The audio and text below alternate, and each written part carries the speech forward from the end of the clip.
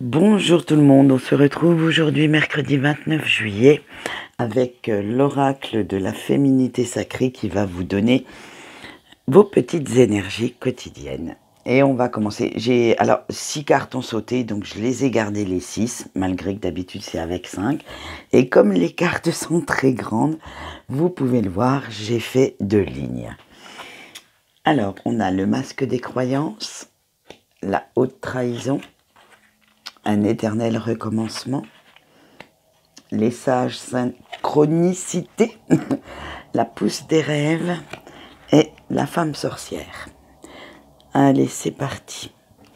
Avec le masque des croyances.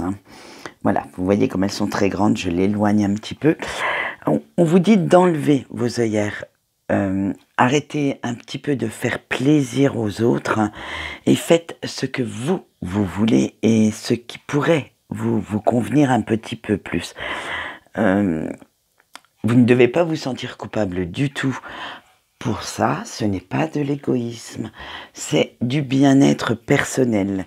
Et comme je dis souvent, si on est bien dans sa tête, dans son corps, on peut vraiment faire plaisir aux autres et les écouter, être vraiment là pour eux, présent pour eux. Il va falloir quand même être aussi en accord avec vous-même, avec vos valeurs, avec votre moralité. On a chacun nos valeurs, notre moralité. Après, tout dépend bien sûr de l'éducation, de ce qu'on veut faire paraître, faire passer. Mais il va falloir vraiment que vous alliez chercher tout ça au fond de vous et le montrer aux autres pour créer votre propre histoire sans copier celle du voisin en fait. Et ni celle de votre autre, après tout, vous êtes unique. Donc, restez unique, ne soyez pas le clone de qui que ce soit. Avec la haute trahison, eh ben on continue, hein, vous voyez, apparemment tout le tirage va être un peu en corrélation quand même, hein. C'est comme quoi que le hasard fait bien les choses.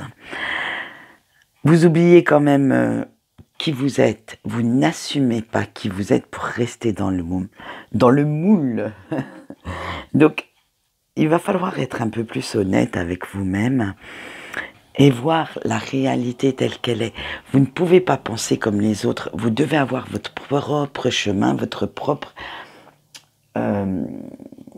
façon de penser, même si on s'adapte, tout le monde s'adapte, même moi, même qui que ce soit s'adapte, fait des concessions, mais il faut quand même accepter le changement, accepter les nouvelles idées qu'on peut vous proposer. C'est comme ça qu'on avance, comme je disais tout à l'heure, c'est d'enlever les œillères, d'être moins obtus et de s'ouvrir un peu plus aux autres. Ça nous fait beaucoup plus avancer que si on se prenait le mur en pleine face et qu'on essaye de rentrer dedans pour aller de l'autre côté. Non, on peut le contourner, c'est ça, l'adaptation. Avec l'éternel recommencement, vous avez l'impression quand même d'être piégé dans un cercle vicieux, alors que ce soit avec, comme c'est du général, que ce soit avec les situations, avec les personnes, vous attirez le même style de personnes. Il va falloir prendre quand même conscience de vos erreurs, pourquoi vous êtes toujours dans le même schéma, et prendre aussi conscience des ressources que vous avez en vous pour pouvoir vous en sortir. Alors, je dirais pour pouvoir changer aussi peut-être votre façon de paraître, votre façon de penser, votre façon d'agir.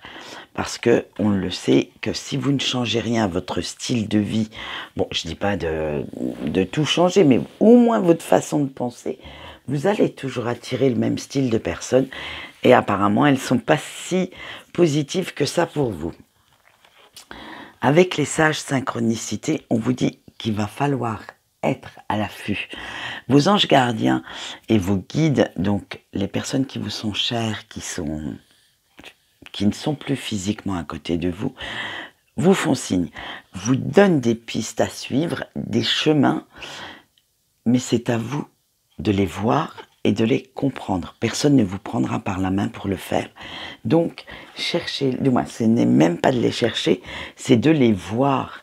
parce qu'elles sont devant vous. Mais si vous... On en revient à mes œillères, mais si vous ne les enlevez pas, ces œillères, vous ne les verrez certainement pas. Parce que des fois, elles ne sont pas à vos pieds, hein. Elles sont un peu plus loin. Donc, faites bien attention à ça. Avec la pousse des rêves, on vous dit qu'il va falloir oser vous lancer dans ce qui vous tient à cœur.